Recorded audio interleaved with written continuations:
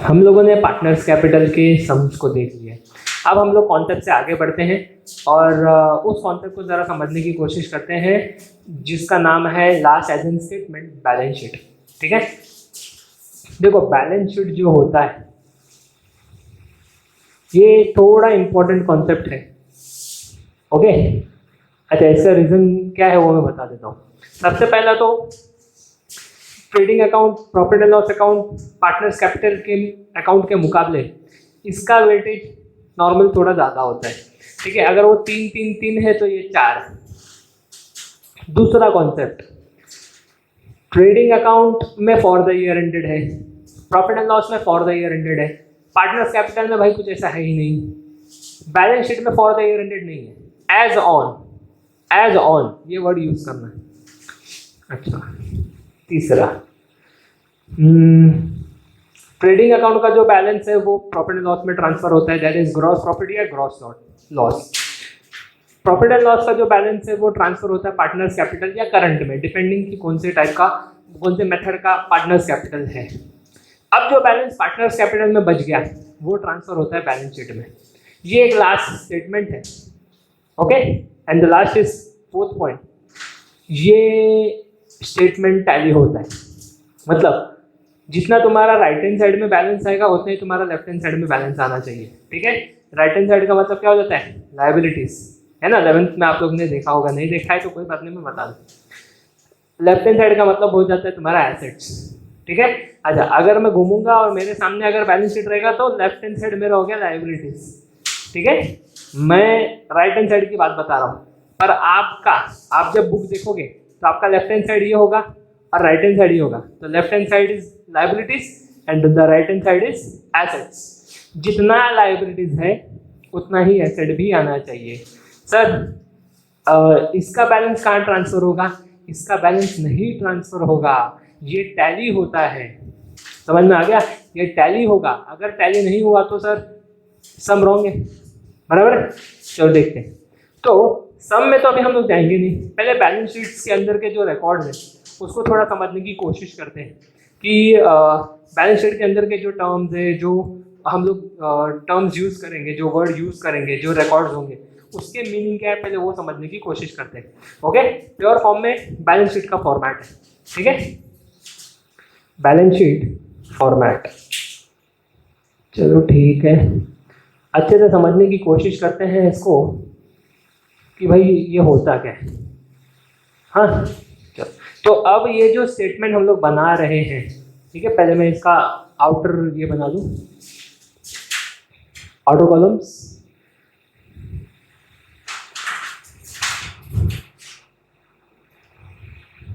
ठीक है, अच्छा इसका मिडिल जो है वो ये होगा, ये है ऑलमोस्ट। ठीक है, हाँ इसमें 2 अमाउंट के कॉलम होते हैं। ओके, 2 अमाउंट के कॉलम होंगे।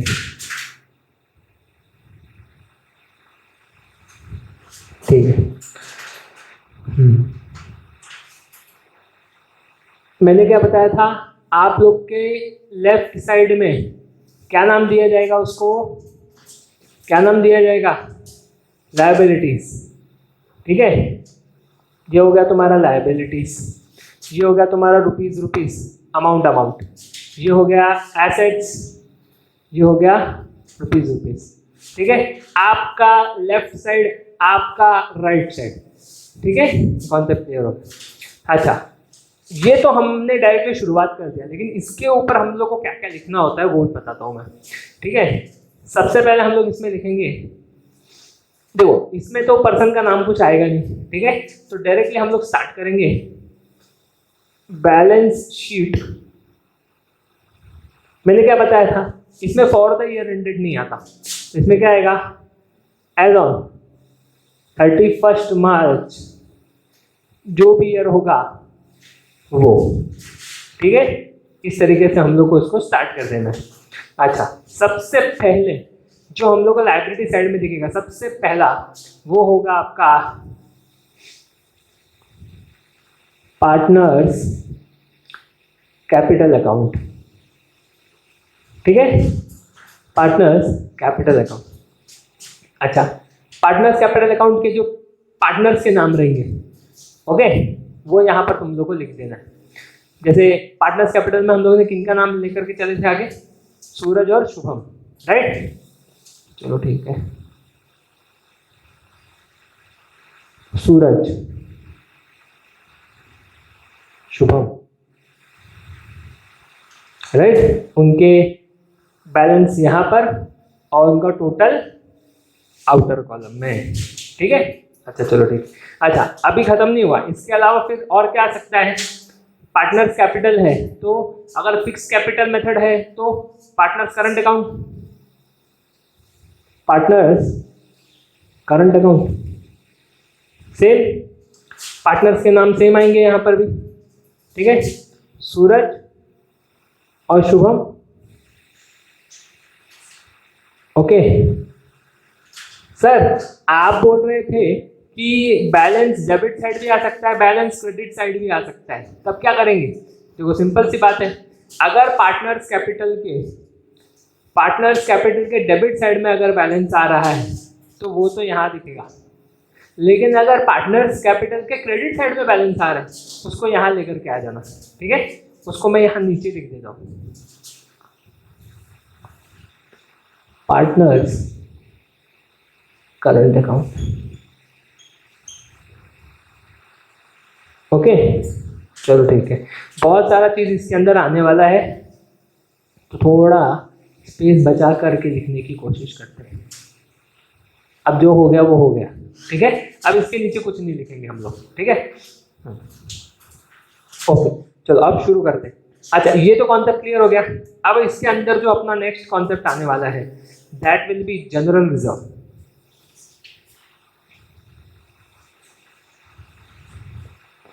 जनरल रिजर्व, ठीक है। अच्छा इसका दूसरा नाम भी होता है रिजर्व फंड होता है, फिलहाल तो चलो ठीक है, जनरल रिजर्व के बदले में रिजर्व फंड भी लिख देता हूँ मैं आप लोग के लिए, ठीक है, रिजर्व फंड। अब ये होता क्या है, देखो जनरल रिजर्व का मतलब होता है कि आपका बिजनेस प्रॉफिट कमाता है सालों साल। सर अगर लॉस हो गया तो क्या, पहले प्रॉफिट की बात करते हैं। मान के चलो आपका बिजनेस प्रॉफिट कमाता है, ठीक है। अगर आपका बिजनेस प्रॉफिट कमाता है तो पूरा का पूरा प्रॉफिट आप लोग यूज तो नहीं कर देते हो, बराबर है कि नहीं। आप लोग क्या करते हो, आप लोग उसका कुछ पार्ट बचाने की कोशिश करते हो कि नहीं करते। अगर आपका बिजनेस होगा तो आप लोग ऐसा नहीं करोगे, प्रॉफिट बचाने की कोशिश नहीं करोगे, करना पड़ेगा, क्योंकि कुछ भी अनहैपनिंग हो सकता है, कुछ भी प्रॉब्लम आ सकता है फ्यूचर बेसिस पर, है कि नहीं। तो ऐसे सारे रिजल्ट हम लोगों को काम में आते हैं। आपने 5 साल अच्छा प्रॉफिट कमाया, सारे के सारे प्रॉफिट आपने मान के चलो सब लोगों में बांट दिए, ठीक है। अब 1 साल ऐसा आ गया कि भारी नुकसान हो गया कोई और रीजन की वजह से, ठीक है, कोई भी रीजन, पेंडेमिक्स है, अर्थक्वेक्स आ गया है, कुछ भी प्रॉब्लम आ गया, ठीक है। ये बात अलग है कि आपके बिजनेस को ज़्यादा हार्म नहीं हुआ, लेकिन पब्लिक आपके प्रोडक्ट्स को खरीदने के लिए तैयार नहीं है। अब आप लगातार बोनस डिक्लेयर कर रहे हो, ठीक है, कुछ ना कुछ तरीके से अपने शेयर होल्डर्स को खुश रखने की कोशिश कर रहे हो, ओके। या तो फिर कभी मान के चलो कि आप ये सिचुएशन ऐसा आया नहीं था और आपने अगर सोच के रखा था कि अगर कभी ऐसा सिचुएशन आएगा तो उस टाइम पर मेरे को स्टेबल होने के लिए कुछ तो अमाउंट चाहिए, तो इसी के लिए बिजनेसमैन क्या करते हैं, इसी के लिए वो प्रॉफिट का एक पार्ट 10% 20% साइड में फ्यूचर पर्पस के लिए इस रिजर्व के नाम पर रख देते हैं, ठीक है, ओके। तो प्रॉफिट का एक पार्ट जब बचा के रखा जाता है for future purpose, that reserve is called as general reserve या रिजर्व फंड, डिपेंड्स, ठीक है। नेक्स्ट इज प्रोविडेंट फंड,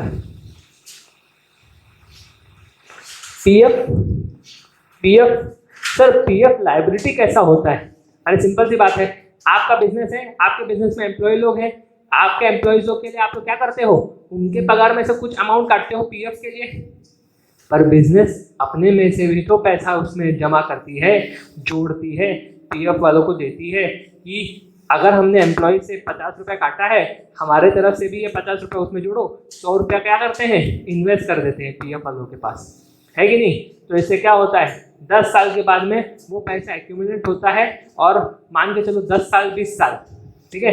जब भी उस पर्सन का रिटायरमेंट होगा वो पीएफ निकाल करके पूरा का पूरा पैसा एम्प्लॉय को दे दिया जाता है कि नहीं सर? तो ये तो फायदेमंद हुआ ना। अरे एम्प्लॉय के लिए फायदेमंद हुआ, आपके बिजनेस के लिए क्या हुआ? हो चुकाना है ना, चुकाना है कि नहीं? ठीक, जो चीज़ चुकानी है वो तुम्हारा लायबिलिटी। समझ में आया? चलो ठीक है। Next is loan from partners. अब देखो सिंपल सी बात है, यहाँ पर सीधा सीधा वर्ड तुमको लोन दिख रहा है। अब लोन फ्रॉम पार्टनर मतलब हमने पार्टनर से लोन लिया है कि नहीं? तो ये तुमको दिखेगा लायबिलिटी साइड में। सर नहीं, ये जो पार्टनर्स कैपिटल में दिखेगा, पार्टनर्स कैपिटल में दिखेगा वो कॉन्सेप्ट अलग हो जाएगा। ठीक है, तो कहाँ दिखेगा वो कॉन्सेप्ट अलग है। अगर तुमको वो एडजस्टमेंट में दिया है तो कॉन्सेप्ट अलग है। समझ में आ रहा है? एडजस्टमेंट में नहीं दिया होगा, सिर्फ ट्रायल बैलेंस में दिया है, तो वो तुमको सीधा सीधा लायबिलिटी साइड में दिखेगा। लोन लायबिलिटीज का मतलब क्या हो जाता है? लायबिलिटी का मतलब हो जाता है जो एक ना एक दिन आपको चुकाना पड़ेगा, एक ना एक दिन आपके पास से वो निकल जाएगा। अब पार्टनर्स कैपिटल देखो, बिजनेस में पार्टनर लोग पैसा इन्वेस्ट करके रखते हैं, बट भाई पार्टनर का पैसा जब चाहिए उनको वो निकाल लेंगे वो पैसे को, है कि नहीं? तो बिजनेस का पैसा है नहीं, कभी भी जा सकता है। लायबिलिटी रिजर्व्स, तुमने प्रॉफिट में से कुछ पैसे को जमा करके रख दिया फ्यूचर पर्पस के लिए। अरे फ्यूचर पर्पस मतलब क्या? हमेशा बिजनेस में थोड़ी ना रहेगा, जिस दिन प्रॉब्लम आएगा वो पैसे को तुमको यूज करना ही पड़ेगा, कभी ना कभी तो जाएगा। लायबिलिटीज प्रोविडेंट फंड, तुमने एम्प्लॉय से पैसा लिया, अपना खुद का पैसा लगाया, फ्यूचर पर्पस के लिए रख दिया, कभी ना कभी तो वो जाएगा एम्प्लॉय के पास। Liabilities loan from partner, partner से तुमने लोन लिया है, कभी ना कभी तो चुकाना पड़ेगा, जाएगा। लायबिलिटीज समझ में? नेक्स्ट लोन फ्रॉम बैंक, तुम बैंक से लोन ले लेते हो, ठीक है। अच्छा यहाँ पर मैंने अमाउंट के लिए लिखा नहीं, ओके। तुम बैंक से लोन ले लेते हो, बात तो वही है, चुकाना तो पड़ेगा ही, आज नहीं तो कल चुकाना पड़ेगा, है कि? तुम पार्टनर से नहीं लेते हो, बैंक से लेते हो, बात वही हो गया, ठीक है। चलो ठीक है। Next bank overdraft. क्या होता है बैंक ओवरड्राफ्ट? इसके कुछ फीचर्स, सबसे पहला ये फैसिलिटी करंट अकाउंट होल्डर को ही मिलता है। Sir current account holder, bank में तुम्हारे 2-3 टाइप के जो अकाउंट होते हैं, saving account, current account, fix deposit account, है कि नहीं? हाँ, तो वो करंट अकाउंट की बात कर रहा हूँ मैं। दूसरा, सिर्फ बिजनेसमैन लोगों को ही करंट अकाउंट ओपन करने का मौका मिलता है और उन लोगों को ही ये फैसिलिटी मिलती है। तीसरा, इसके इस चीज के लिए कुछ पीरियड के लिए आपको ये बोला जाता है कि आपको एक अमाउंट इतने पीरियड में आप चुका सकते हो, बराबर है? अच्छा, चौथा, इंटरेस्ट चार्ज होता है इसके ऊपर। अब ये होता है कि मैं वापस बता देता हूँ 4 पॉइंट के बेसिस पर। तुम बिजनेसमैन हो, तुम बैंक में गए जाकर के करंट अकाउंट ओपन करवा दिया, ठीक है। करंट अकाउंट का मतलब हो जाता है कि तुम एक दिन में चाहे जितना ट्रांजैक्शन कर लो कोई इशू नहीं है। सर सेविंग अकाउंट वाले लोग को ये फैसिलिटी मिलता है? नहीं मिलता, ठीक है। सेविंग अकाउंट है भाई, तुमको अपने पैसे को जमा करना है। सेविंग अकाउंट का मतलब क्या होता है? तुमको अपने पैसे को जमा करना है, बराबर है? ओके। अच्छा, अब तुम सेविंग अकाउंट खोल के रखे हो और तुम बिजनेसमैन बन गए हो, ठीक है। तुम्हारा सेविंग अकाउंट था तब तुम बिजनेसमैन नहीं थे, अब तुम बिजनेसमैन बन गए। अब बिजनेसमैन का मतलब हो जाता है तुम्हारा बहुत डेली बेसिस पर ट्रांजैक्शन होगा।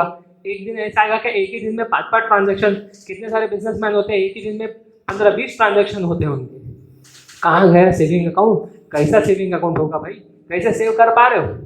पैसा आ रहा है तो तुरंत जा भी रहा है, एक एक दिन में 20-20 ट्रांजैक्शन कर रहे हो।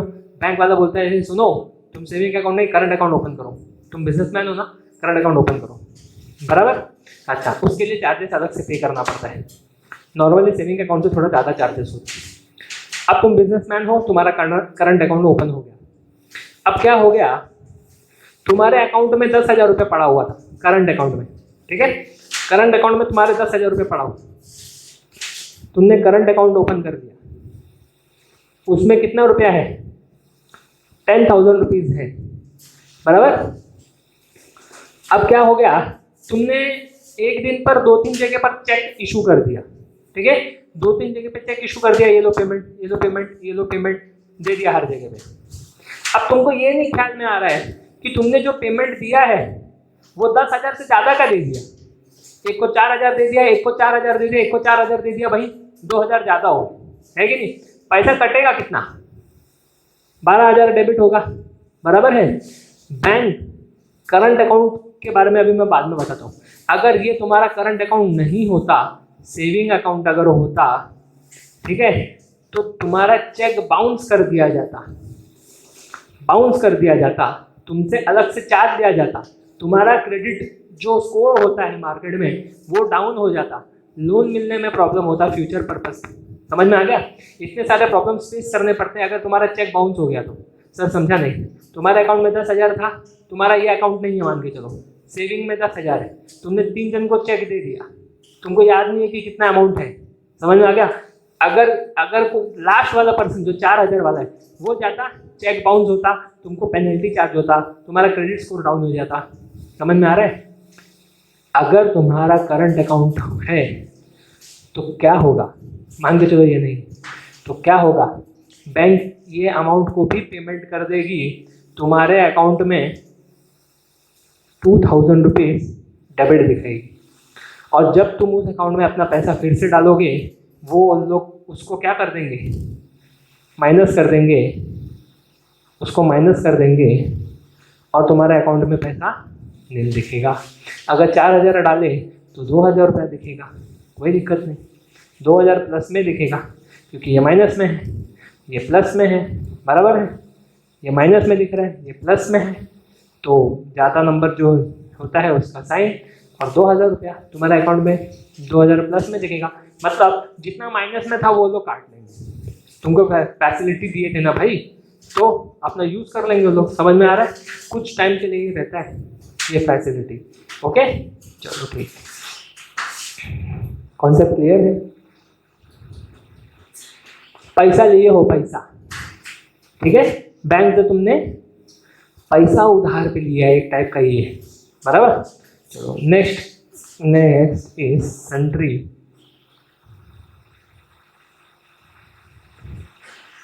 Creditors, sundry creditors.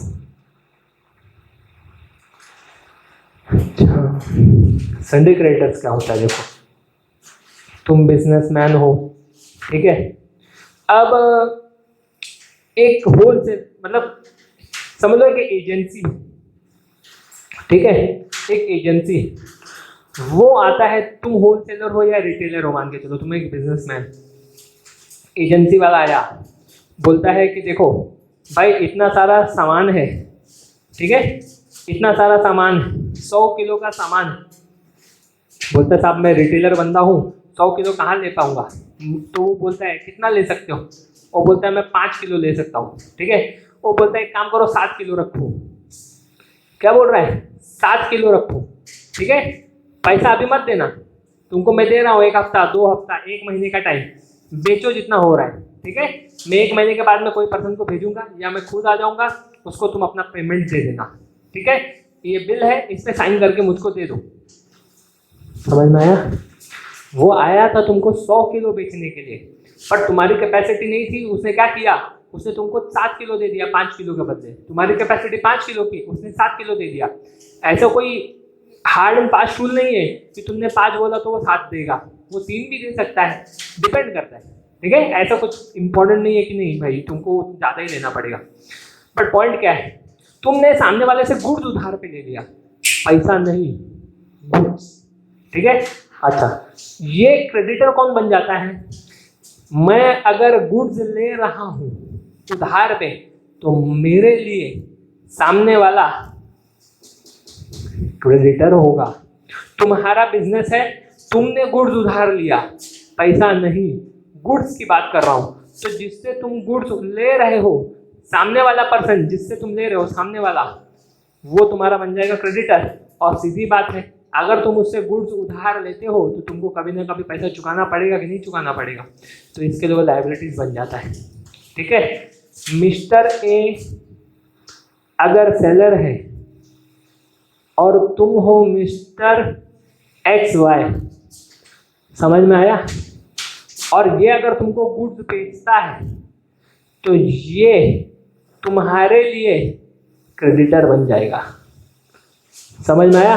क्योंकि तुमने उससे गुड्स उधार लिया, अब तुमको कभी ना कभी पैसा तो चुकाना पड़ेगा। अब जब पैसा चुकाने की बात आ ही रही है तो सामने वाला तुम्हारे लिए लायबिलिटी वाला पर्सन बन गया। ठीक है, चलो ज़्यादा टेंशन लेने वाली बात नहीं, बहुत सिंपल सा कॉन्सेप्ट है।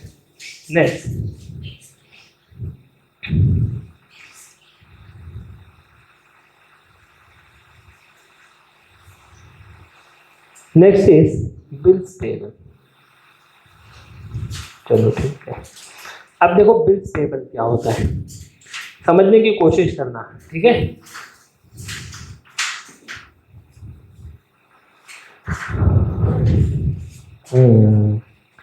अच्छा, ये तुम हो, यू,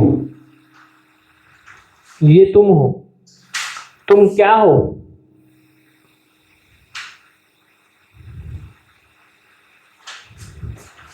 तुम बिजनेसमैन हो, तुमने गुड्स उधार लिया,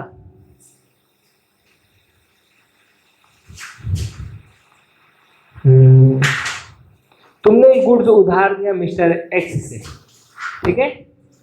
अच्छा, तो मिस्टर एक्स तुम्हारे लिए क्रेडिटर हो जाएगा, है कि नहीं? मिस्टर एक्स तुम्हारे लिए क्रेडिटर हो जाएगा, ठीक है? अब देखो, मिस्टर एक्स ने तुमको टाइम देके रखा था 30 डेज का। क्यों देके रखा था? क्योंकि वो तुमको जानता है, काफ़ी टाइम से तुम लोगों के बीच में डीलिंग होती है कि नहीं? तो उस पर्सन ने बोला कि ये लो 7 किलो 30 दिन में पैसा देना, ठीक है? अब भाई 30 दिन हो गया, तुम्हारे पास पैसा ही नहीं है, गुड्स बिक गए, वो पैसा जो आता गया तुम उड़ाते गए, कहीं और खर्च हो गया, लाइट का बिल भर दिए, पानी का बिल भर दिए, एम्प्लॉय लोग को पगार दे दिया, जो पैसा आया था वो सब नील हो गया, है कि नहीं? अब 30 डेज के बाद में बन गया ड्यू डेट। ये इसका बंदा एक आया, वो तुमको बोला साहब पैसा दो, तुम बोले पैसा तो नहीं है कि नहीं? उसने अपने बॉस को तुरंत फ़ोन लगाया, बोला साहब आपने जिसको 30 दिन का उधार दिया था वो पर्सन बोल रहा है कि उसके पास पैसा नहीं है, ठीक है? अच्छा, अब यहाँ पर 2 सिनारियो हो सकता है, वो फिर से तुमको 1 महीना 15 दिन 10 दिन जो भी है फिर से तुमको उधार का पीरियड एक्सटेंड करके दे दे, या तो वो तुम पे भरोसा नहीं करे और तुमको बोले कि भाई मैं एक लेटर लिख रहा हूँ उस पर तुम अपना सिग्नेचर दे देना। तो तुम बोलोगे सर ये कौन सा लेटर है जिस पर हमको अपना सिग्नेचर देना है? ये वो लेटर है जिस पर ये साफ लिखा गया होगा कि तुमने हमसे उधार लिया, एक बार तुमने वो पैसा नहीं चुकाया, कोई दिक्कत नहीं। अब अगर पैसा तुम नहीं चुकाओगे 10 दिन बाद, 15 दिन बाद, 1 महीने बाद, तो तुम्हारे खिलाफ लीगल एक्शन लिया जाएगा, बराबर? अब वो तुम्हारे लिए ये नहीं रहा, अब ये तुम्हारे लिए ये नहीं रहा, इसने तुम पर एक बिल बना लिया जो तुम्हारे लिए पेएबल है तो लायबिलिटी ना, है तो लायबिलिटी ना, इसका संबंध इससे है, सीधा सीधा संबंध, बराबर? अच्छा, जैसे ही ये बंदा ये बनाएगा ये कम हो जाएगा, बराबर? अच्छा, मतलब क्या है, इसको तुमको 10,000 देना था, इसने तुम्हारे ऊपर ये बना दिया जो 10,000 का है, 20,000 दोगे इसको? 20,000 दोगे? नहीं ना, ये चीज। तो जब ये चीज बन जाएगा ये अपने आप कैंसिल हो जाएगा, but ultimately liability will remain as liability. समझ में आया? आगे बढ़ते हैं। Next is outstanding expenses. Outstanding expenses, sir ये आउटस्टैंडिंग एक्सपेंसेस क्या होता है? खर्चा जानते हो? खर्चा, अरे खर्चा जानते हो, मतलब मम्मी पापा वाला भाषा नहीं यूज कर रहा हूँ, तुमको मालूम है खर्चा कितना होता है, क्या होता है खर्चा। मैं बोल रहा हूँ खर्चे का मतलब क्या होता है जानते हो, जहाँ पर तुम्हारे पास से पैसा चला जाता है, okay, that you have to pay for the service rendered by yourself, ठीक है, service used by yourself, not rendered, service used by yourself, तो वहाँ पर तुमको एक पैसा पे करना पड़ता है, ठीक है, वो होता है तुम्हारा खर्चा। पर वो कौन सा खर्चा, जो खर्चा तो है लेकिन तुमने अब तक पे नहीं किया। सर ऐसा कैसा हो सकता है? होता है ना, होता है। लाइट का बिल जब तुमको आता है तो मान के चलो भाई लाइट का बिल पे तो करना है, लेकिन तुमने अभी तक पे ही नहीं किया, अब तक तो तुमने पे ही नहीं किया। सर लेकिन खर्चा तो खर्चा होगा ना, लेकिन जब तुमने पे ही नहीं किया तो वो तो तुम्हारे लिए कर्ज बन जाएगा, सामने वाला तो ब्याज देना चालू कर देगा कि नहीं कर देगा। लायबिलिटी का एक और फीचर क्या है, इंटरेस्ट चार्ज होना चालू हो जाता है एक सर्टन पीरियड के बाद, और ये सब वही जहाँ पर इंटरेस्ट जनरेट हो जाता है। समझ में आ रहा है? तो लाइट का बिल जब आप नहीं अगर पे करोगे टाइम पर तो वो तो तुम्हारे लिए लायबिलिटी बनी गया, क्योंकि तुमने उस सर्विस को यूज़ कर लिया है, अब तुमको उस सर्विस का पेमेंट करना पड़ेगा। कॉन्सेप्ट क्लियर है? आउटस्टैंडिंग एक्सपेंस, अब तक तुमने उस खर्चे को नहीं पे किया है, is called as outstanding expense. Next, इसी की तरह income received in advance. Sir ये तो एडवांस में पैसा आ गया ना सर, ये कर्ज कैसा हो गया? अरे भाई एडवांस में तुमको पैसा कौन देता है? तुम एक कर्मचारी हो, तुम एक एम्प्लॉय हो, तुम कहीं पर जाते हो काम करने के लिए, तुम्हारा बॉस ने तुमको 3 महीने का पगार इकट्ठा दे दिया, ये लो 3 महीने का पगार। अच्छा लग रहा है ना? 3 महीने तक अब कोई पगार नहीं आएगा। 3 महीने का पगार तुम अब पहले ही महीने में रिसीव कर चुके हो। अब 2 महीना क्या करना पड़ेगा तुमको? बिना पगार पे काम करना पड़ेगा। अब 2 महीना क्या करना पड़ेगा तुमको? सामने वाले को फुल सर्विस प्रोवाइड करना पड़ेगा। एक फूटी कौड़ी नहीं मिलेगी तुमको उस 2 महीने में। समझ में आया? जहाँ पर तुम पहले ही पैसा ले लेते हो वहाँ पर तुमको अब अपने सर्विसेज को पे करना पड़ेगा, सर्विस रेंडर करना पड़ेगा, है कि नहीं? तो बन गया ना लायबिलिटी। जो चीज़ का पैसा तुमको पहले ही मिल जा रहा है, अब तो तुमको नेक्स्ट जो महीने में तुमको पैसा आना चाहिए था उस महीने में नहीं आएगा। सर तो क्या हो गया, हमने पैसा तो पहले ही रिसीव कर लिया ना। हाँ लेकिन जो नेक्स्ट महीने में तुमको फ्री ऑफ कॉस्ट में सर्विस प्रोवाइड करना पड़ेगा कि नहीं? तो फ्री ऑफ कॉस्ट कैसे होगा? वो तो हमने पहले ही प्रोवाइड कर दिया था ना। अरे भाई पहले महीने में जो पगार आ गया उसका टैक्स तुम पहले महीने में ही पे करना पड़ेगा तुमको, सेकेंड और थर्ड मंथ में नहीं पे करोगे तुम। टैक्सेशन एक कॉन्सेप्ट है जो आगे चल करके आएगा, वही कॉन्सेप्ट ये बताता है कि ये तुम्हारा लायबिलिटी बनता है। टैक्सेशन वाले लोग क्या बोलते हैं, तुम 5 साल का पगार भी अगर आज रिसीव कर लोगे तो 5 साल का टैक्स आज ही पे कर दो। समझ में आया?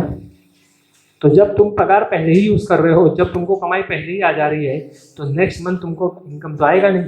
अब तुमको सर्विस प्रोवाइड करना ही पड़ेगा, करना ही पड़ेगा। सर हम सर्विस नहीं प्रोवाइड करेंगे, पेनल्टी चार्ज होगा, केस हो जाएगा, जेल चले जाओगे, है कि नहीं? तुम्हारे लिए वो पैसा क्या बन गया? आफत की पुड़िया नहीं, लायबिलिटी बन गया। समझे? चलो ठीक है, ये कॉन्सेप्ट को हम लोग अब यहीं पर कंप्लीट करते हैं। लायबिलिटी में इससे जास्ती आप लोगों को मिलने के चांसेस नहीं, ठीक है? बस इतना याद रखना है, जो टोटल आएगा उसके नीचे आप लोग को डबल अंडरलाइन कर लेना है। ये लास्ट कॉन्सेप्ट हो, मतलब यहाँ पर भी आप लोग का टोटल के नीचे डबल अंडरलाइन दिखेगा। कॉन्सेप्ट क्लियर है? अब बात करते हैं फटाफट हम लोग एसेट्स की, ठीक है? चलो एसेट्स में क्या है, सबसे पहले गुडविल। गुडविल अभी फिलहाल किस स्टैंडर्ड के लिए name and fame of a company is called as goodwill. तुम्हारे नाम से, तुम्हारे बिजनेस के नाम से अगर तुमको पैसा आ रहा है प्रोडक्ट के ऊपर, that is all called as goodwill. मानते हो कि नहीं? कंपनी के नाम से भी पैसा आता है कि नहीं? बहुत अच्छी कंपनी चल रही है, बराबर है? बहुत अच्छी कंपनी चल रही है, कोई फर्क नहीं पड़ता कि उसका हेड कौन है अब, पर कंपनी का नाम बहुत अच्छा है तो उस नाम से पैसा आएगा। और वो अगर कंपनी का नाम से अगर प्रोडक्ट बिक रहे हैं, कंपनी के नाम से अगर पैसा आ रहा है, तो सीधी बात है वो गुडविल तुम्हारे लिए क्या काम कर रहा है? एसेट का काम कर रहा है। देखो एसेट का मतलब क्या होता है? एसेट का मतलब होता है जहां पर तुम्हारा उस प्रोडक्ट के ऊपर, उस थिंग के ऊपर ओनरशिप हो, बराबर है। दूसरा, जिसको बेचने पर पैसा आए, ठीक है, जिसको बेचने पर पैसा आए, ओके। अच्छा, जब कंपनी बिक जाती है, उसका नाम बिक जाता है, तो जो बेच रहा है वो सामने वाले से इस नाम पर, कंपनी के नाम पर अलग से पैसा ले सकता है। मतलब अगर एक कंपनी बिक रही है 10 करोड़ में, वो बोलेगा कि देख बिजनेस में अपना बेच रहा हूँ, तू खरीद रहा है मेरा बिजनेस 10 करोड़ में अलग, लेकिन मेरे कंपनी का नाम अगर तू यूज करना चाहता है 1 करोड़ अलग से दे। समझ में आया?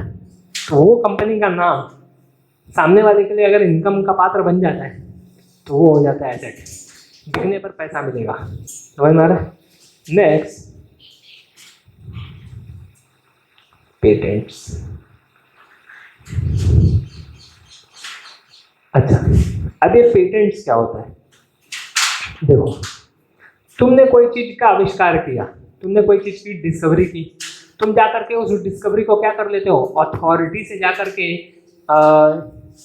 एक एग्रीमेंट लिखवा लेते हो कि ये डिस्कवरी मेरी है और इसको कोई यूज नहीं कर सकता, सिर्फ मैं ही यूज करूंगा, मैं ही उसको सेल करूंगा। सर उसको सेल, हाँ, तुमने अगर आविष्कार किया तो तुम उसको बेच करके अपना पैसा कमा सकते हो। कोई अगर आविष्कार होता है तो तुम उसको मार्केट में बेच दो किसी और को, सामने वाले से बोल दो कि भाई इसका दाम मैं इतना लेना चाहता हूँ, वो खरीदेगा, तुमको पैसा मिल जाएगा। You can sell it off, you can sell it off, you can gain amount from that. समझ में? That is all called as patents. Okay, तुम्हारी डिस्कवरी को तुमने अगर बेचा और उससे पैसा कमाया, तो वो पैसा, आने वाला पैसा एसेट होगा। समझ में? एसेट का मतलब क्या होता है? जिसको बेच के हम पैसा कमा सकते हैं, जिसका ओनरशिप हमारे पास है। ठीक है, नेक्स्ट इज ट्रेडमार्क। चलो भाई, बढ़िया है सर। ट्रेडमार्क हम लोग जानते हैं, प्रोडक्ट के ऊपर जो लोगो होता है वो ट्रेडमार्क होता है। कंपनी का जो लोगो होता है वो ट्रेडमार्क होता है। कंपनी का जो लोगो होता है वो ट्रेडमार्क होता है। प्रोडक्ट के ऊपर के जो सिंबल होते हैं वो तो लोगो होता है, पर कंपनी के ऊपर जो सिंबल, कंपनी का जो सिंबल होता है, कंपनी का जो सिंबल है ट्रेडमार्क होता है। समझ में आया? ठीक है, कंपनी का सिंबल, कंपनी का साइन ट्रेडमार्क, प्रोडक्ट का सिंबल लोगो।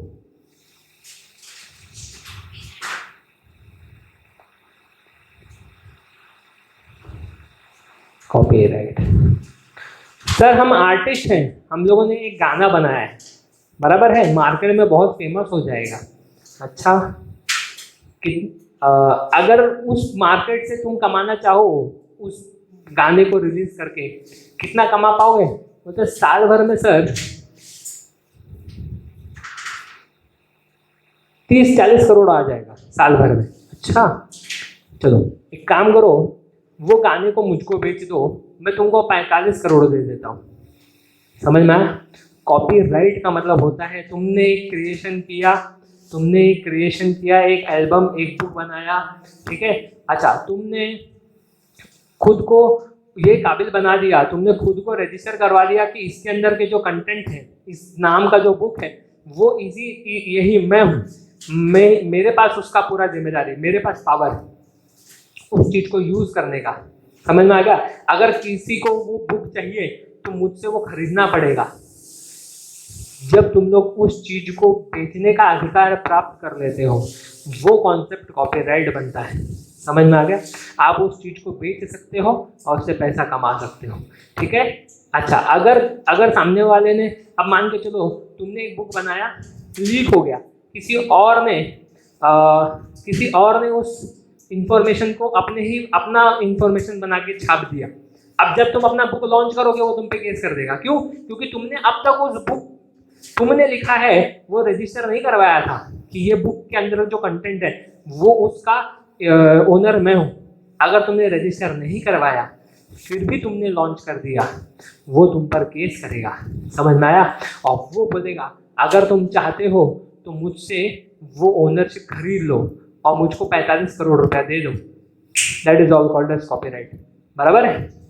आजकल नए नए गाने निकलते हैं जो पुराने हैं लेकिन नए बना करके रिलीज किए जाते हैं। तो जो नया बना रहा है, ठीक है, उसको कॉपीराइट परचेज करना पड़ता है, ठीक है, पुराने वाले से। अब बहुत सारे अभी आजकल तो ऐसे हो जाते हैं कि आर्टिस्ट जो होते हैं वो वापस से सेम होते हैं, जो कंपोजर होते हैं वो वापस वही वापस कंपोज करते हैं, तो उन लोगों को कॉपीराइट परचेज करने की ज़रूरत नहीं पड़ती, समझना है? हाँ, लेकिन अगर कोई और उसको कंपोज कर रहा है तो जो पहला कंपोजर था उसको कॉपीराइट परचेज करना पड़ेगा, ठीक है। चलो ठीक है, next is free hold property. देखो, दो चीज को एक साथ एक्सप्लेन करता हूं मैं, एक फ्री होल्ड है, एक लीज होल्ड, ठीक है, इन दोनों को साथ में एक्सप्लेन कर देता हूं। प्रॉपर्टी तो जानते हो, लैंड और बिल्डिंग, ये दोनों जब जुड़ी हुई हो तो ये नॉर्मली प्रॉपर्टी बोला जाता है, ठीक है। अच्छा, लेकिन लैंड के अंदर एंटर, बिल्डिंग के अंदर एंटर करने के लिए लैंड का एक खाली स्पेस छोड़ दिया गया है, वो तुम्हारा होता है फ्री होल्ड प्रॉपर्टी। इसके ओनरशिप, इसका ओनर तुम हो, तुमको कोई अमाउंट पे नहीं करना पड़ेगा उस बिल्डिंग को एंटर करने के लिए, तुमको कोई अमाउंट पे नहीं करना पड़ेगा इन फ्यूचर में उस बिल्डिंग को अपने पास 1 साल 2 साल 5 साल रखने के लिए। That is free hold property, ठीक है, ये तुम्हारे ही नाम का है, तुमको किसी और को रेंट नहीं पे करना। हाँ, अगर तुम्हारे नाम का नहीं है, अगर वो तुम्हारे नाम का नहीं है, पर 15 साल 20 साल 50 साल के बाद में वो किसी और का हो जाएगा, that is lease hold property. समझ में आया? लीज होल्ड प्रॉपर्टी का मतलब क्या होता है, कुछ सालों के लिए वो तुम्हारा हो तो जाएगा, लेकिन वापस से उसको रिटर्न बैक करना पड़ेगा, ठीक है। चलो ठीक है, तो सिंपल सी बात है भाई, अगर तुम ओनर हो तो प्रॉपर्टी तुम्हारे नाम का है, ठीक है, तो ये हो जाता है तुम्हारा एसेट। ओके, चलो next, premises. Next is premises.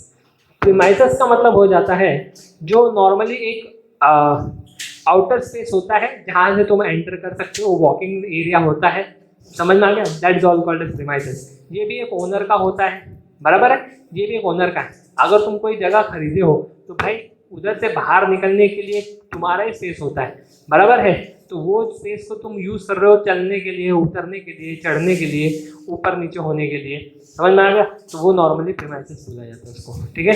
As an ownership वो एसेट होता है बिजनेस का, ठीक है। Next is land and building. Land and building जो टेंजिबल है, जिसको तुम देख सकते हो, जिसको तुम बेच सकते हो, वो बिल्डिंग होता है, ठीक है। अच्छा, वो बिल्डिंग का स्ट्रक्चर किसके ऊपर खड़ा होता है? लैंड के ऊपर। इसको भी तुम देख सकते हो, बराबर है, लेकिन जो ये सारी चीजें थी इसको तुम देख नहीं सकते, ये हो जाता है तुम्हारा इंटेंजिबल, इसको तुम देख नहीं सकते, ठीक है। Okay, you can just feel, can't see, touch, ठीक है, तुम उसको देख और टच नहीं कर सकते, ओके। चलो ठीक है, तो लैंड एंड बिल्डिंग का कॉन्सेप्ट भी क्लियर है। नेक्स्ट पढ़ते हैं हम लोग प्लांट एंड मशीनरी। प्रोडक्ट को बनाने के लिए तुमने मशीन खरीद लिया, ठीक है, बहुत सारा प्रोसेस एक ही में होना चाहिए, इसलिए तुमने प्लांट खड़ा कर दिया। अरे है तो बिजनेस के नाम का, इसी के लिए ये चीज एसेट बन जाती है, समझ में आ गया? जो बिजनेस के नाम का चीज हो वो एसेट होता है, इसको भी बेचा जा सकता है, मशीन को भी बेचा जा सकता है, लेकिन खरीदे तो किसी और से है ना। अरे भाई, खरीदे किसी और से है तो पैसा दे के खरीदे ना, उधार पे खरीदे हैं नहीं। यहाँ पर अगर जो चीज आ रही है वो उधार वाला चीज नहीं होगा, उसको पैसा दे के हमने खरीदा है, ठीक है। We are the real owner of that thing, okay, जिसको हम फ्यूचर में बेच के पैसा कमा सकते हैं। Okay, next is furniture and fixture, ठीक है। अच्छा, ये नॉर्मली फर्नीचर का मतलब क्या हो जाता है, अगर तुम्हारे ऑफिस स्पेस है, ठीक है, तुम्हारा ऑफिस स्पेस है, वहां पर तुमने फर्नीचर लगवा दिया है, ओके। अच्छा, ये कंपनी के नाम का है एज एन ओनर, ठीक है, तो वो सारे जो फर्नीचर हो जाएंगी एज एन ओनर, वो एसेट बन जाता है क्योंकि वो कंपनी के नाम का है, ठीक है। So that is also called as furniture and fixture, जिसको तुम बेच भी सकते हो इन फ्यूचर बेसिस पर, ठीक है, तो that will become your asset. Next is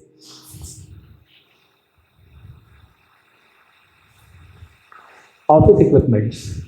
देखो ऑफिस इक्विपमेंट्स का मतलब नॉर्मली क्या हो जाता है, जैसे फैक्स है, प्रिंटर्स है, लैपटॉप है, कंप्यूटर है, ठीक है। तो ये सारे जो तुम्हारे चीजें हैं जो एक साल में देखो मैं एक बात बताता हूँ तुम लोगों को, जो अभी हम लोग प्रॉफिट एंड लॉस में देखे थे, ठीक है, वो सारे चीज क्या होती है जानते हो, जो हर साल रिपीट होगा नहीं होगा, जो हर साल रिपीट हो भी सकता है नहीं भी हो सकता है, ये चीज का खेल है।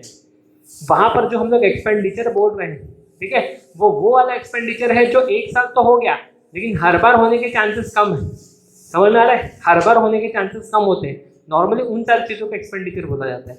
अभी इक्विपमेंट्स क्या हो गया, ये सारी चीजें एक कंपनी ने खरीद लिया, एक बिजनेस ने खरीद लिया, सालों साल तक वो चलेगा। ये बात अलग है कि उसका वैल्यू धीरे धीरे मार्केट के वैल्यू के हिसाब से कम होता रहेगा। अगर आप कोई लैपटॉप परचेस करते हो जो एक टाइम पर 60,000 रुपीज का था, तो एक साल के बाद में अगर तुम उसको यूज करते हो तो क्या एक साल के बाद में जब तुमने वो लैपटॉप को एक साल यूज किया तो क्या वापस से उसका मार्केट वैल्यू तुमको 60,000 मिलेगा? नहीं मिलेगा, उसका वैल्यू कम हो जाएगा। लेकिन बेचोगे तो पैसा जरूर मिलेगा एक साल के बाद, है कि नहीं? तो इसके लिए ये सारी चीजें तुम्हारी एसेट्स बन जाती है, ठीक है। तो ऑफिस से रिलेटेड बहुत सारी चीजें हैं जो एसेट्स में काउंट होंगी, ठीक है। नेक्स्ट कॉन्सेप्ट है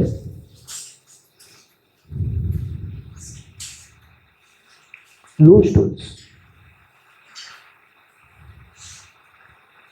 लूज टूल्स कंपनी में कभी कभार पाना, पकड़, पलटा, पौना, है कि नहीं, ये सारी चीजों की जरूरत पड़ती है, ठीक है। This is all called as assets, okay. तो ये सारी चीजें तुम्हारी एसेट्स में आ जाती है। अरे भाई पाने की जरूरत पड़ती है, पकड़ की जरूरत पड़ती है, ये सारी चीजें तुम्हारे इक्विपमेंट्स आ जाते हैं, ठीक है। अब बिजनेस अपने नाम पर अगर वो खरीद लेता है तो बिजनेस के हिसाब से वो जो लूज टूल्स है वो एसेट्स है। पार्टनर अपने नाम से खरीदेंगे वो एसेट नहीं बनेगा बिजनेस के लिए, बिजनेस को अपने नाम पर खरीदना पड़ेगा। सर बिजनेस अपने नाम से कैसे खरीद सकती है? जब बिजनेस ओपन करोगे तुम्हारे बिजनेस के नाम से भी तुम लूज टूल खरीद सकते हो। समझ में आ गया? पेमेंट कौन करेगा? तुम्हारा बिजनेस। समझ में आ रहा है कि नहीं? बिजनेस का अपना एक पैन कार्ड बनता है कि नहीं? बहुत सारी चीजें हैं, जब बिजनेस ओपन करोगे तो मालूम पड़ेगा, ठीक है। चलो, तो ये कॉन्सेप्ट क्लियर है, ये एसेट क्यों है, ये सारी चीजें वो है जो टेंजिबल है, जिसको तुम बाद में बेच के पैसा भी कमा सकते हो, ठीक है। और ये बिजनेस के नाम का है, ओनरशिप बिजनेस का। Next is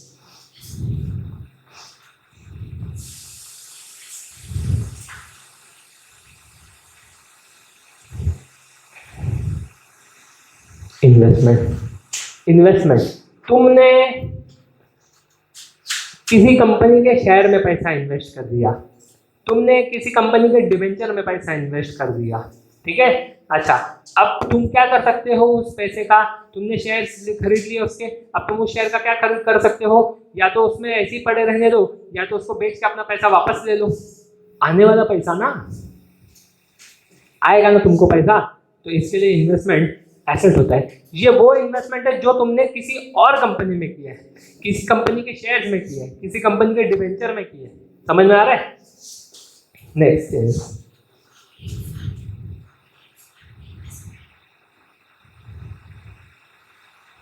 provident fund investment. Sir यहां पर प्रोविडेंट फंड था, यहां पर प्रोविडेंट फंड इन्वेस्टमेंट, दोनों में अंतर क्या है? वो प्रोविडेंट फंड का मतलब होता है जहां पर एम्प्लॉई का तुम पैसा काटते हो, अपना पैसा जोड़ करके रख देते हो और फ्यूचर में तुमको वो पैसा पे करना पड़ता है, बराबर है? अच्छा, ये प्रोविडेंट फंड इन्वेस्टमेंट का मतलब होता है जहां पर तुमने इन्वेस्ट करके रखा है, कहीं और इन्वेस्ट करके रखा है कि भाई प्रोविडेंट फंड है, ये लो 1 करोड़ मेरे तरफ से, मेरे को 10 साल के बाद में वो पैसा वापस चाहिए, ये वो है। तुमने पीएफ में इन्वेस्टमेंट करके रखा है। समझ में आ गया? यहाँ पर तुमने एम्प्लॉय लोग का पैसा लेकर के रखा हुआ था, यहाँ पर तुमने खुद कहीं इन्वेस्ट करके रखा हुआ है पीएफ में। समझ में आ रहा है? तो सिंपल सी बात है, जब वो मैच्योर हो जाएगा उसका पैसा तुमको वापस मिल जाएगा। अच्छा, ये इन्वेस्टमेंट तुमने अपने कंपनी, अपने बिजनेस के नाम पर करके रखा हुआ है, तो सिंपल सी बात है, तो जब वो मैच्योर होगा तो तुम्हारे बिजनेस को वापस से पैसा मिल जाएगा। That will be provident fund investment, ठीक है। अच्छा, सिंपल सी बात है, अगर प्रोविडेंट फंड में तुमने इन्वेस्ट किया है तो तुमको उसके ऊपर क्या मिलेगा? इंटरेस्ट ऑन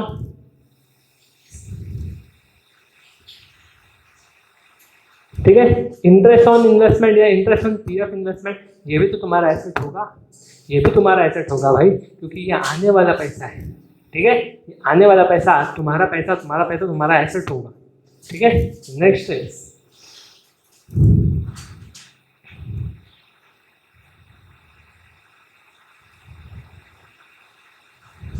ठीक है, यहाँ पर था लोन टेकन फ्रॉम पार्टनर, यहाँ पर क्या होगा, loan given to partner, loan given to any other person. ठीक है, तो सिंपल सी बात है, अगर तुम लोन दे रहे हो तो तुमको वापस से वो पैसा मिलने भी वाला है इन फ्यूचर में। ठीक है, चलो ठीक है आगे। यहाँ पर देखो क्या था, सन्ड्री क्रेडिटर। अब बात करते हैं हम लोग सन्ड्री डेटर्स की।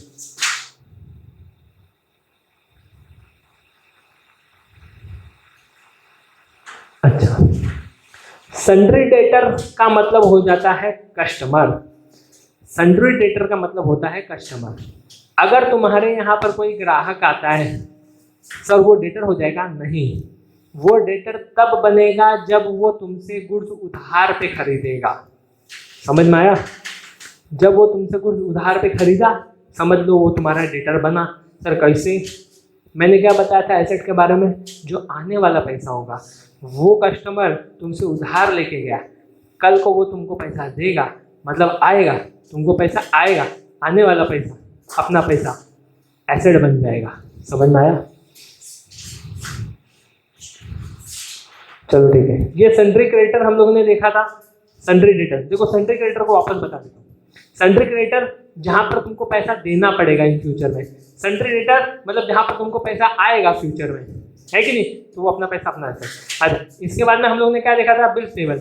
अब हम लोग क्या देखेंगे यहाँ पर,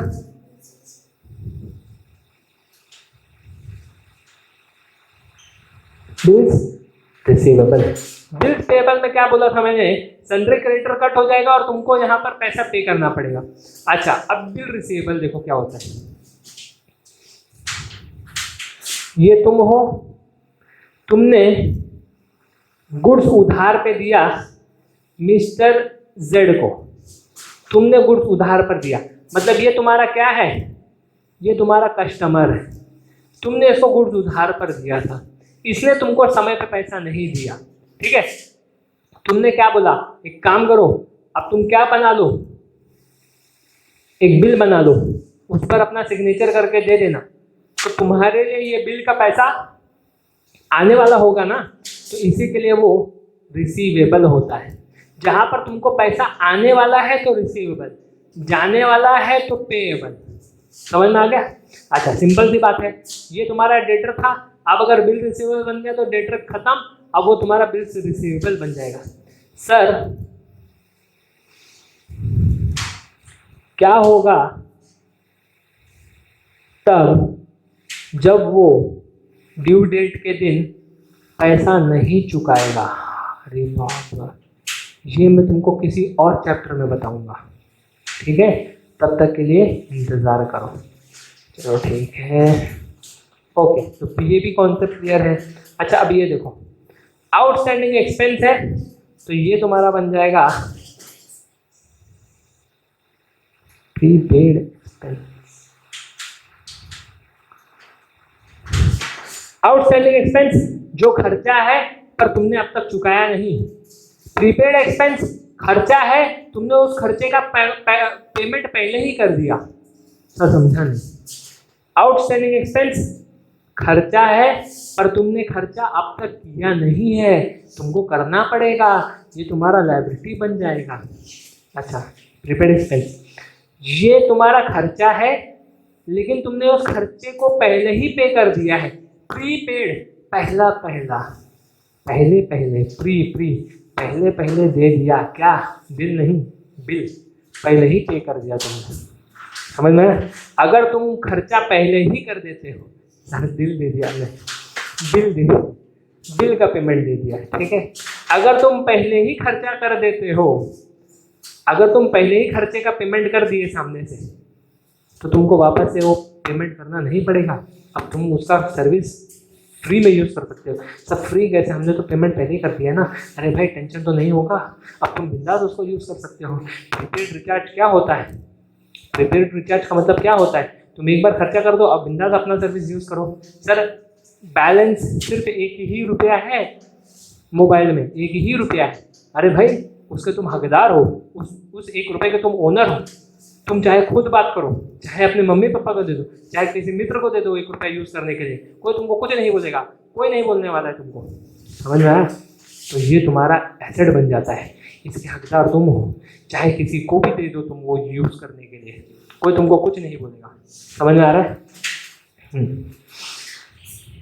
अब सीधी सी बात है, income received in advance liability था, तो income paid in advance asset होगा, है ना? या तो फिर आउटस्टैंडिंग इनकम, या तो फिर आउटस्टैंडिंग इनकम, आउटस्टैंडिंग इनकम।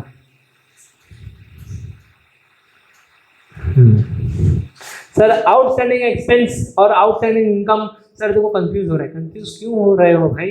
एक ऐसी कमाई जो तुमको अब तक आई नहीं है, एक ऐसी कमाई जो तुम्हारी है पर आई नहीं, आएगी, आने वाला पैसा एसेट होगा ना। आएगी तो आएगी, कोई दिक्कत नहीं, ठीक है, पर आएगा कभी ना कभी। ओके, लास्ट इज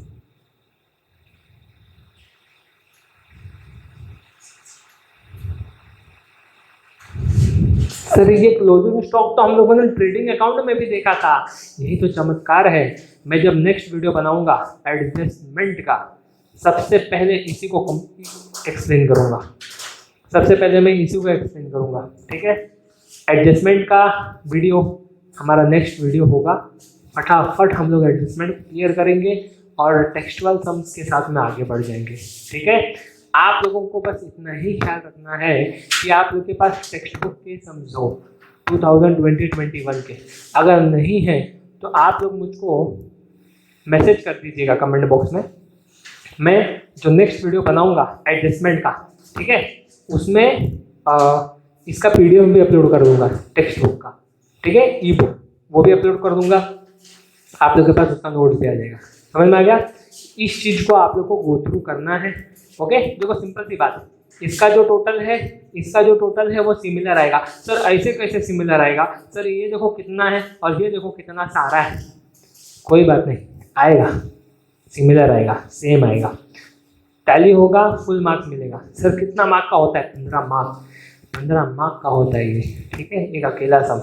अच्छा देखो यहाँ पर ये इंटेंजिबल है, बाकी के सारे क्या हो जाएंगे? टेंजिबल, ठीक है, बाकी के सारे सब क्या हो जाएंगे तुम्हारे? टेंजिबल। ये सारे तुम्हारे टेंजिबल हो जाएंगे यहाँ तक, ठीक है, ये सारे टेंजिबल जिसको तुम देख सकते हो, टच कर सकते हो, फील कर सकते हो। ओके, तो क्लोजिंग स्टॉक हम लोगों ने देख लिया। अच्छा, इसके साथ साथ में और भी दो चीजें हैं, दैट इज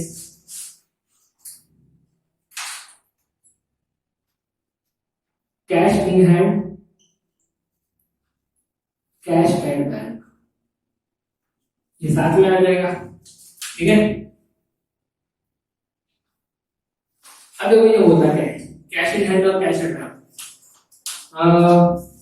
तुम्हारे पास जेब में पैसा है पर है बिजनेस का, तो वो कैश इन हैंड हो जाएगा, ठीक है। अच्छा, बिजनेस का पैसा बैंक में पड़ा हुआ है, अगर बिजनेस का ही है ना, वो बिजनेस की ओनर है ना, क्या दिक्कत है? समझ में गया? बिजनेस की ओनर है तो कोई प्रॉब्लम नहीं है, ठीक है। तो यहाँ पर हमारा कॉन्सेप्ट क्लियर होता है, ठीक है। तो ये कॉन्सेप्ट क्लियर है, कैश इन हैंड और कैश इन बैंक। आप लोगों को इस कॉन्सेप्ट को रीड करना है, ठीक है। इसका एक स्क्रीनशॉट लेता हूँ, कोई इशू नहीं है। अच्छा, अगर आप लोगों को कोई चीजें नहीं समझ में आई है तो मैं कमेंट कॉलम ओपन करके रखूंगा, जिसमें आप लोग अपने कमेंट्स दे सकते हो कि क्या कॉन्सेप्ट नहीं क्लियर है। वैसे अगर वीडियो को आप लोग वापस से रिवाइज कर लोगे एक और बार तो आप लोगों को सारे कॉन्सेप्ट क्लियर हो जाएंगे, ठीक है। अच्छा चलो, अब हम लोग नेक्स्ट कॉन्सेप्ट में आगे बढ़ेंगे, दैट इज आवर एडजस्टमेंट्स। और एडजस्टमेंट्स में मैं आप लोगों को क्लोजिंग स्टॉक के बारे में एक्सप्लेन करूंगा कि एग्जैक्टली वो क्या होता है, ट्रेडिंग अकाउंट में और एसेट दोनों जगह पे क्यों दिखता है, ठीक है। एडजस्टमेंट्स के वीडियोस एक ही टाइम में कंप्लीट करने की कोशिश करूंगा, जो भी मैक्सिमम एडजस्टमेंट्स है उसको मैं एक वीडियो में कवर कर लूंगा। या तो फिर क्वेश्चन नंबर के हिसाब से हम स्टार्ट करेंगे और उसमें जितने भी एडजस्टमेंट्स होंगे उसको एक्सप्लेन करके मैं प्रैक्टिकल प्रॉब्लम सॉल्व करवा दूंगा। डिपेंड करता है कि किस तरीके के सिनेरियोस बनेंगे। ठीक है। अच्छा, आप लोगों को हर एक कॉन्सेप्ट को एक बार अच्छे से समझ लेना है। आप लोगों का काम होता है ट्रेडिंग अकाउंट को रिवाइज कर देना, प्रॉफिट एंड लॉस को रिवाइज कर देना, कैपिटल अकाउंट जो है उसको अच्छे से समझ लेना, बैलेंस शीट को समझ लेना। एक बार ये सारी चीजें समझ में आ गए, टेक्सचुअल प्रॉब्लम में कुछ ज्यादा दम नहीं है। हम लोग एक एक वीडियो में दो दो तीन तीन सम करने की कोशिश करेंगे फटाफट, ठीक है, ताकि हम लोगों का कॉन्सेप्ट एकदम अच्छे से क्लियर हो। ओके, आप लोग काम इसको अच्छे से रीड करते रहना। अच्छा, एक और चीज, अगर समझो हम लोग ने टेक्सचुअल सम सॉल्व किया लेकिन आपके पास ई बुक नहीं है, तो मुझको इस वीडियो में कमेंट बॉक्स में बता देना कि इनको ई बुक की जरूरत है, तो मैं नेक्स्ट वीडियो जो बनाऊंगा एडजस्टमेंट का, उसमें मैं डिस्क्रिप्शन में ई बुक डाल करके रख दूंगा। ओके, और फिर उसके बाद में ई बुक डाउनलोड करके हम लोग टेक्सचुअल प्रॉब्लम्स आगे बढ़ेंगे। आप लोगों तब तक अपने कॉन्सेप्ट को स्ट्रांग बनाना है, ठीक है। Till then take care, keep reading, keep growing, will meet in the next video. Bye bye.